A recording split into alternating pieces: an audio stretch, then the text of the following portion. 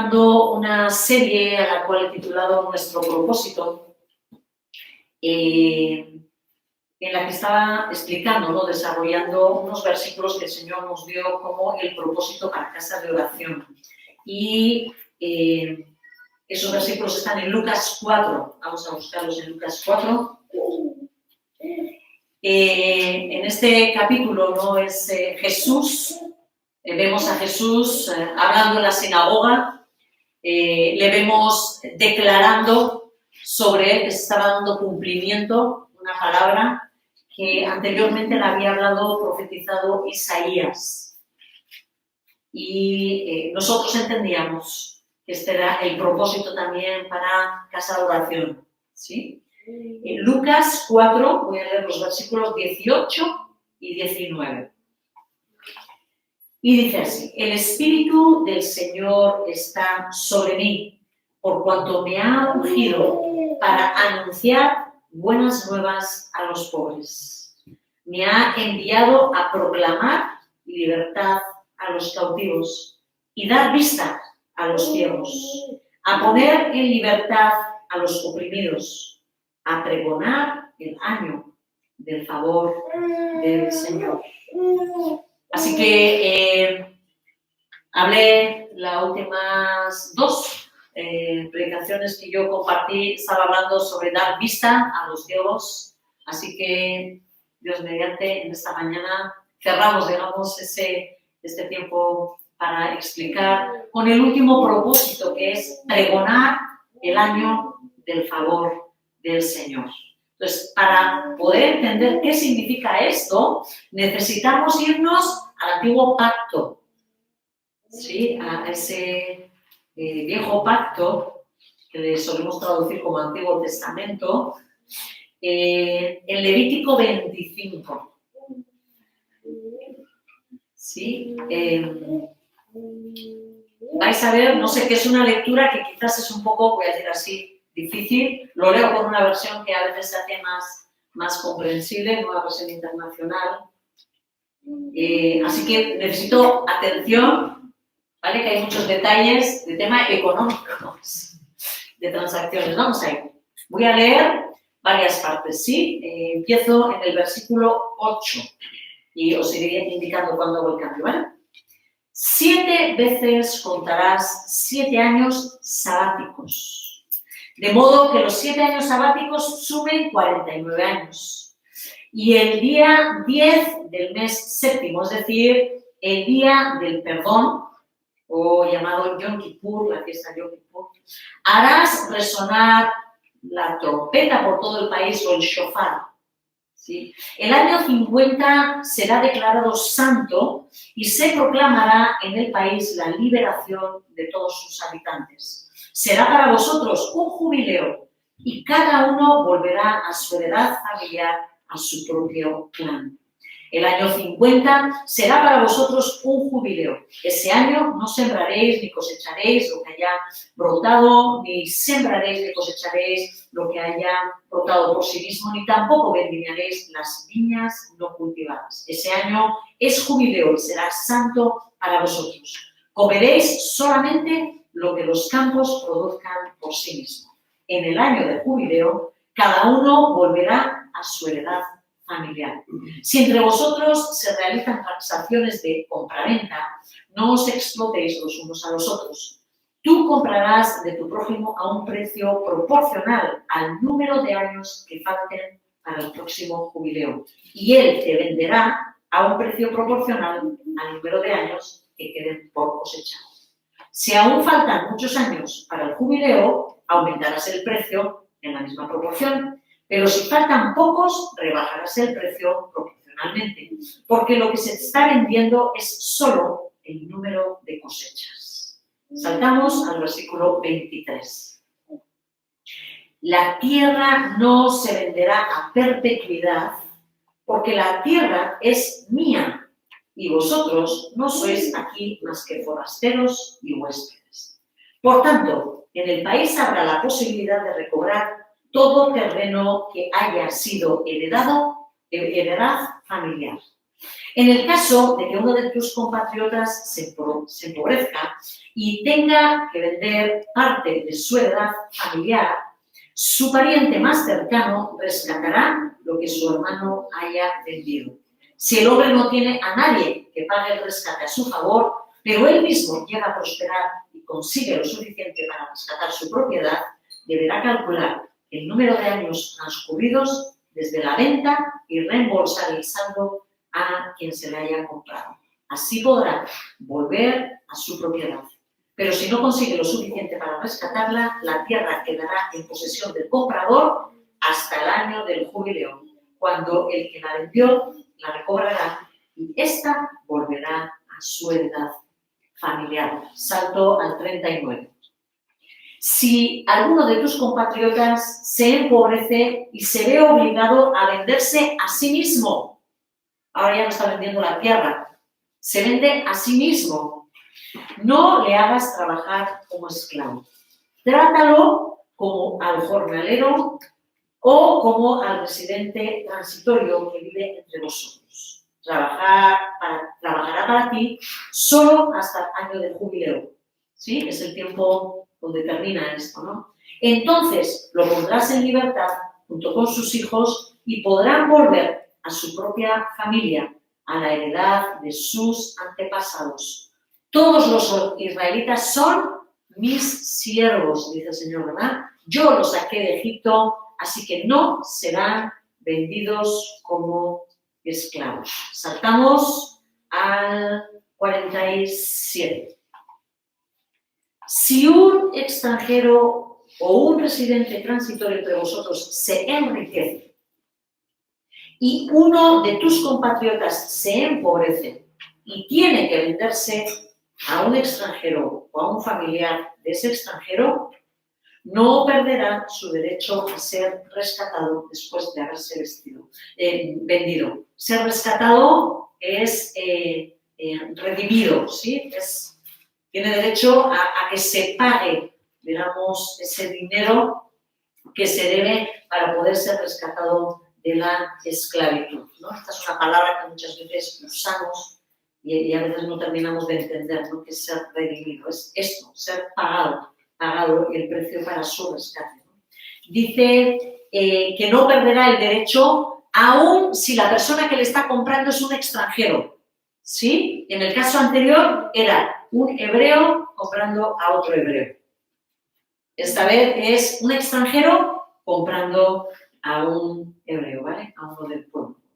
Podrá rescatarlo cualquiera de sus parientes, un tío, un primo o cualquier otro de sus parientes. Y si llegara a prosperar el mismo, podrá pagar su rescate. Él y su dueño calcularán el tiempo transcurrido desde el año en que vendió, en el que se vendió el mismo, hasta el año del jubileo. El precio de su liberación se determinará en proporción al sueldo de un jornalero por ese número de años. Si aún faltan muchos años, pagará por su rescate una suma proporcional a la que pagó por él. Si faltan pocos años, para el jubileo calculará y pagará por su rescate en proporción a esos años, pagará menos. Si falta mucho, pagará más. Si falta poco, pagará menos. Vosotros vigilaréis que su dueño lo trate como a los que trabajan por contrato anual y que no lo trate con crueldad. Si tu compatriota no es rescatado por ninguno de estos medios y no tiene medios para salir de la deuda, tanto él como sus hijos quedarán en libertad el año del jubileo. Pero antes de avanzar y entrar en este texto, quiero que aclaremos sobre el tema del descanso. Hay un concepto que aparece, dice 7 años sabáticos. ¿De dónde aparece la palabra sabático? De Shabbat, ¿sí? De sábado, ¿verdad? Nuestra palabra sábado en castellano procede de la palabra hebrea Shabbat, ¿sí? Esta palabra aparece en la Biblia por primera vez en Génesis. En Génesis 2. Voy a leer los versículos 2 y 3. Génesis 2, versículos 2 y 3. Y dice así: al llegar el séptimo día, Dios descansó, Dios Shabbat, porque había terminado la obra que había emprendido. Dios bendijo el séptimo día y lo santificó, porque en ese día, Shabbat, ¿sí?, descansó de toda su obra creadora. ¿Sí? Ese término significa descansar o cesar una obra.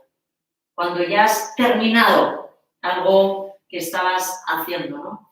Así como Dios terminó su obra y descansó ese séptimo día, ¿no?, que Dios no necesita descansar, pero Él dice así, ¿no?, como que descansó, cesó su obra, ¿verdad? Igualmente, Él ordenó a su pueblo a que hiciera lo mismo.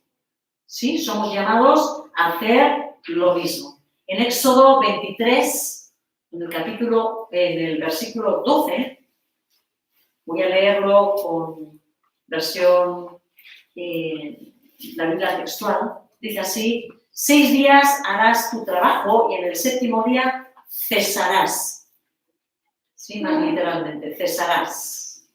Para que descanse tu buey y tu asno y cobre aliento el hijo de tu sierva y el extranjero. Este descanso abarcaba no solo al pueblo de Dios, sino se extendía también ¿a qué? Al extranjero y a los animales, a los siervos, a los animales. ¿Estáis todos más allá que aquí? En el nombre de Jesús.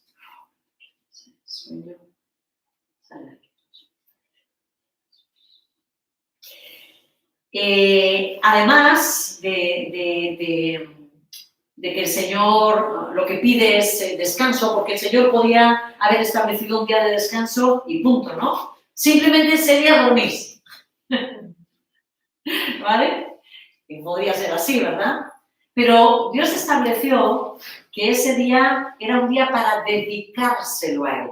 No solo lo dejó como descanso, sino lo dejó como un día en el que Él quería crear una santa convocatoria, ¿sí? Él escogió ese día para convocar a su pueblo, ¿vale? No solo se tenía que descansar, sino que era un día de convocatoria. Voy a leer el Levítico 23:3, ¿sí?, donde están escritas las leyes de las festividades que el Señor había convocado y ha establecido como fiestas solemnes y obligatorias, ¿sí? Y el Señor dice: trabajaréis durante 6 días, pero el séptimo es Shabbat, es de reposo. Es un día de fiesta solemne, ¿sí?, en mi honor, en el que no haréis ningún trabajo. Donde quiera que vosotros viváis será sábado consagrado al Señor. Es una festividad consagrada, es una asamblea santa, santa convocación. ¿Vale? El Señor ha determinado ese séptimo día como tiempo no solo de descanso, sino tiempo de convocatoria. Tiempo en el que había que reunirse para estar con Él. Es un tiempo de encuentro con nuestro Dios, ¿no? El Shabbat fue establecido además, y esto es algo que me llamó la atención, como una señal de un pacto perpetuo. ¿Sí? Vámonos a Éxodo 31.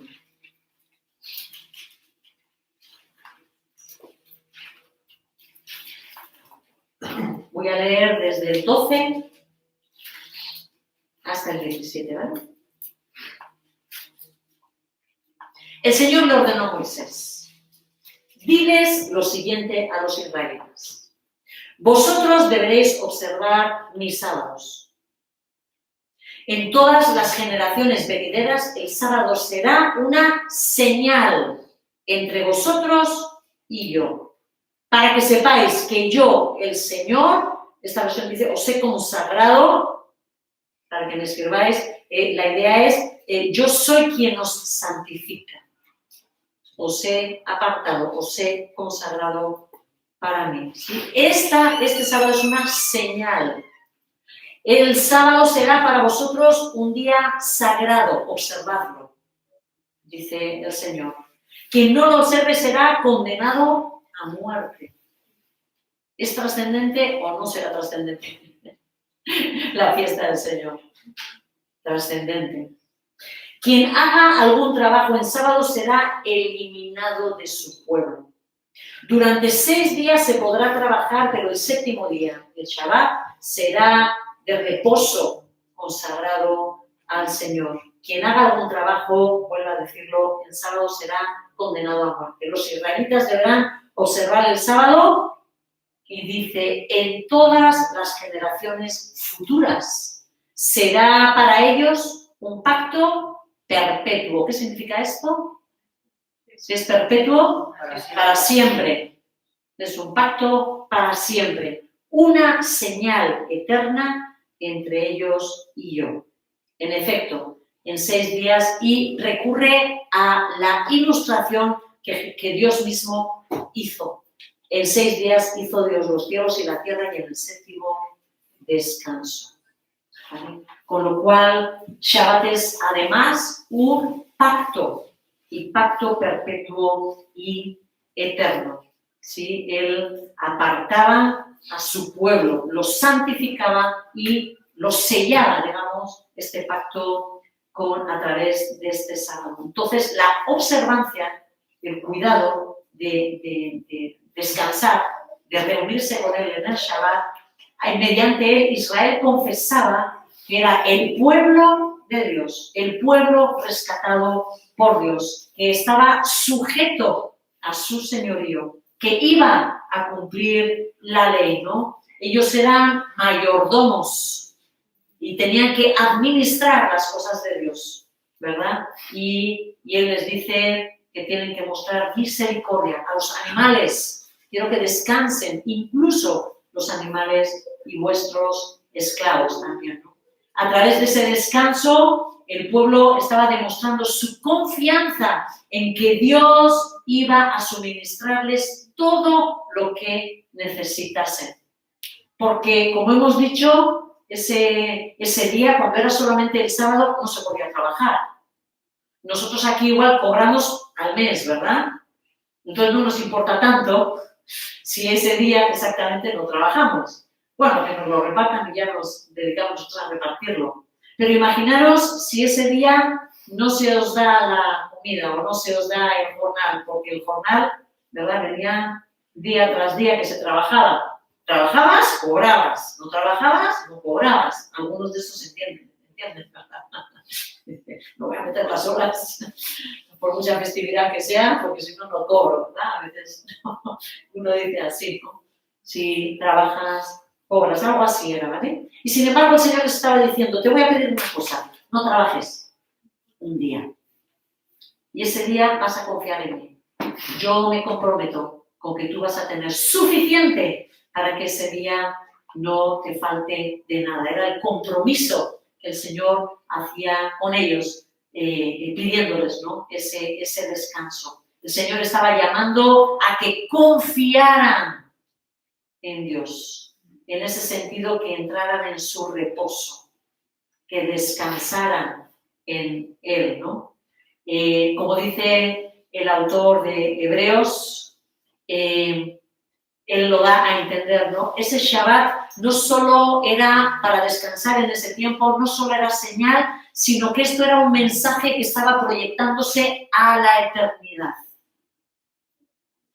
¿Os suena la expresión de que el pueblo de Dios estaba esperando entrar en su reposo? ¿Os suena? Vamos a Hebreos, lo voy a hacer, ¿no? En Hebreos capítulo 4.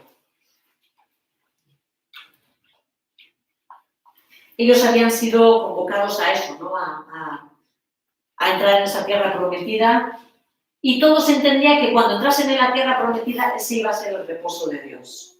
Pero aquí hay algo que el Señor dice a través del autor de Hebreos, en el versículo 8 dice, si Josué les hubiera dado el reposo, ¿sí? Si ese pueblo de Dios hubiera conseguido ese reposo que estaban esperando entrando a la tierra, Dios no habría hablado posteriormente de otro día.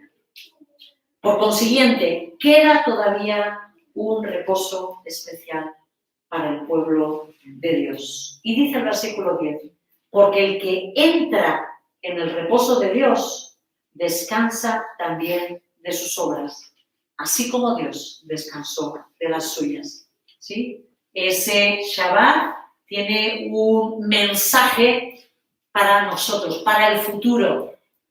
¿Sí?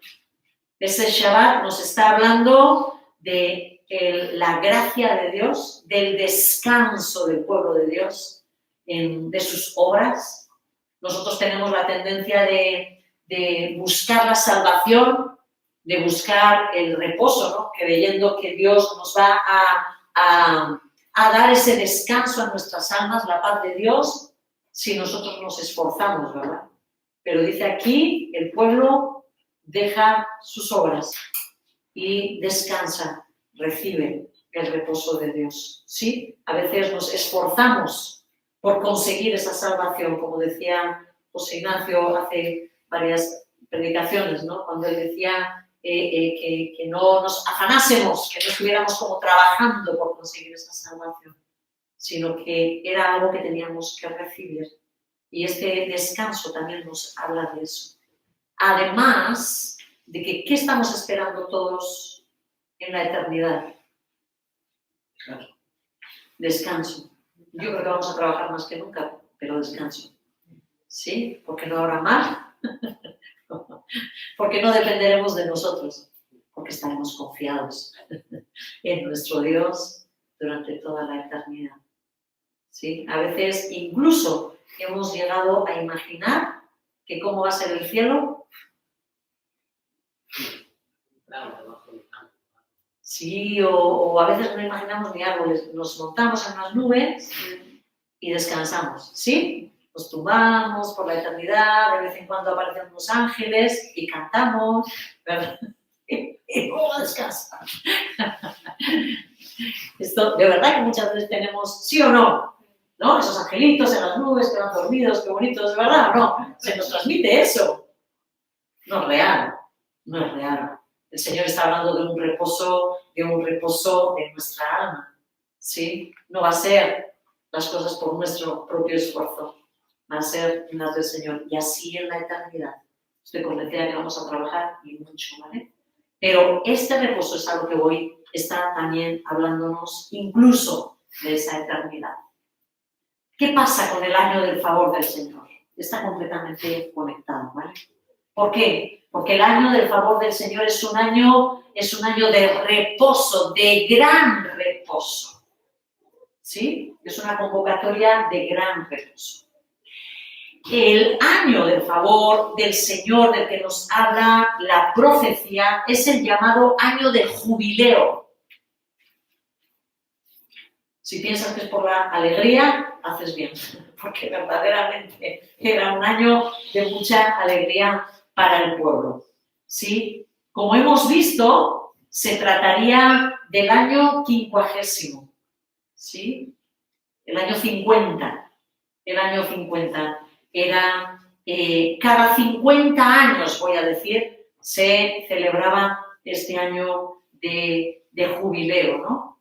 Nos dice el texto que habíamos estado leyendo, Levíticos 25, ¿no? Que tenían que pasar 7 años sabáticos. Dice, ahí va, y ahora también hay años.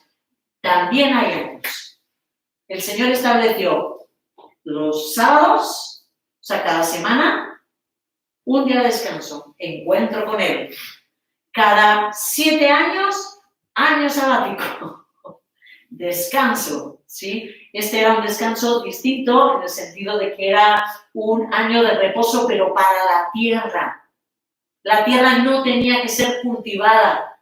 Hasta la tierra, fijaros si Dios le da importancia a ese Shabbat, a ese descanso, que el Señor estableció el tiempo en que la tierra pudiera también descansar y le permite a la tierra tomar el descanso cada 7 años. Si necesitamos que pasen 7 años de reposo, ¿cuántos años transcurren?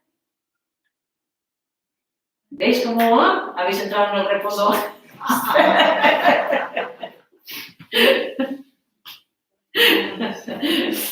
¿Sí? 49. 7 años, ¿no? Hasta llegar al primer año de reposo, otros 7 veces, 7 por 7, 49. El siguiente año, fiesta de júbilo, gran convocatoria, el Shabbat para Yahweh, como le llamaban, o Shabbat de solemne reposo para la tierra. Sí, es lo que teníamos, ¿no? Un reposo que duraba todo el año, hermanos. ¿Os imagináis? Alguno dice, ¿por qué no celebramos nosotros eso? Pero era un tiempo para enfocarse en Dios. ¿Sí? El Señor no creaba, voy a decir así, para holgazanería, ¿no? Nada más contrario que nuestro Dios, un Dios activo, que siempre está creando, ¿no? Era un año, pero de encuentro. Este año tan especial, el año del jubileo, comenzaba en el mes de Tishri, es el 7º mes. El calendario hebreo es un calendario distinto al nuestro. ¿Sí? Ellos se basan en la luna. Tienen un calendario lunar. Esto es, cuando tú veas en el calendario, tenéis algunos del calendario que marcan las lunitas, os ponen si son llenas, sin medias, menguantes. ¿Habéis visto esas cosas o no? Sí, un calendario de este tipo. Yo me fijaba que para ellos comienza el mes justo cuando la luna es nueva, cuando no se ve nada de luna. Ahí comienza el mes de ellos. ¿Sí? Se ajusta a la luna. Nuestro calendario es un calendario donde se mezcla luna y sol, que lo estableció un papa, por cierto, el Papa Gregorio. Por eso se le llama calendario gregoriano, en el que nosotros estamos sujetos, ¿vale? Entonces, más o menos, la fecha donde comenzaría el año de jubileo sería hacia finales de septiembre, no tengo aquí la espumita. Finales de septiembre o principios de octubre, ¿vale? Más o menos ahí coincide cuando comenzase la fiesta. Era todo un año, pero lo que se hacía era, como hemos leído, que igual ya nos acordáis, que coincidía con la fiesta del perdón o la fiesta de Yom Kippur o la fiesta de la expiación, ¿vale? Es una fiesta que el Señor establece también para que le celebrásemos todos los años, ¿sí? Cuando terminaba, al ocaso se cerraba el día de Yom Kippur, el día del perdón, de la expiación, comenzaba el año tocando la trompeta, dice, pero no es la trompeta, es un shofar. ¿Alguien conoce lo que es un shofar? ¿Sí? Mira, yo me aprovecho porque justo Oscar hoy había traído un shofar que yo no sabía. Esto es un shofar. ¿Sí? Es un cuerno. Es un cuerno. Es un cuerno de carnero o un cuerno de antílope que lo preparan para sonar. Hay que saber tocar. El día que me prepare lo tocamos. ¿Verdad? Pero este instrumento es como la trompeta que normalmente usa el pueblo de Dios. ¿Os acordáis cuando estaba el pueblo de Dios dando vueltas alrededor de Jericó? Lo que tocaban no eran las trompetas tutururú, tutururú. Sonaban los shofar. ¿Sí? Mientras que estaban... Ellos tienen toques que son distintos. ¿Algunos ha tocado estar en el ejército o habéis oído estas cosas? Tema de militares, varones, ¿no te ha tocado nada de trompetas y cosas de estas, así de guerra? Os ha tocado, ¿no? Entonces, los toques son distintos, depende de lo que se esté convocando. Igualmente el shofar, ¿vale? Y es una curiosidad, pero a mí me gustan esas cositas, esos detalles, y mencionaba de que el toque que suena convocando, o sea, diciendo que comienza el año de jubileo, es un toque continuo, ¿sí? Extendido y muy claro. Ellos suenan, ¿no? Los sacerdotes, ¿no? O sea, ellos sonaban y eso, pero mantenido. Parece ser que ese toque simboliza la presencia del Señor, que viene la presencia. Hay otro tipo de toques que convocan a guerra, otro tipo de toques, depende del sonido, ¿verdad? Están diciendo otras cosas, están dando otros mensajes. Y esto es como si el Señor descendiese, tiene que ser escalofriante, ¿no? Estar como viendo al pueblo, ¿no? O sea, tocar su shofar y saber que comienza el tiempo de gracia, el año del favor del Señor, un año especial para ese pueblo. En ese año estaba prohibido sembrar y cosechar, igual que en el año sabático, ¿verdad? Tenían que comer solo cosas, o sea, lo cosechado, lo que sobraba, lo que la tierra daba del año anterior, algo que produjese espontáneamente. Y tampoco podían ellos ni animar a otros o tomar del trabajo de otros. Porque igual uno dice, bueno, yo estoy de descanso y yo estoy de Shabbat, me voy al supermercado que trabaja el de al lado, el vecino, ¿vale? Pero no. En la ley del Señor lo tienen completamente prohibido. Hacer uso del trabajo de otros también está prohibido, porque ellos consideran, quizás es así, ¿no?, de que te estás haciendo cómplice con la transgresión que el otro está cometiendo al trabajar en ese día, ¿vale? Con lo cual tampoco pueden tomar o disfrutar del trabajo de otros, ¿vale? Como hemos visto en la redacción que hemos leído antes, el valor de la tierra era determinado por el número de años que había entre la venta y el año del jubileo. ¿Sí? Si quedaba mucho tiempo para el año del jubileo, pues la tierra costaba más. Bueno, la tierra, el precio era mayor, vamos a decir la tierra, costaba más. ¿Sí? Si era poquito, pues costaba menos. ¿Vale? Lo mismo un trabajador, un esclavo, el esclavizarse, vamos a decir, el entregarse, ¿no? Como esclavo, lo mismo, ¿no?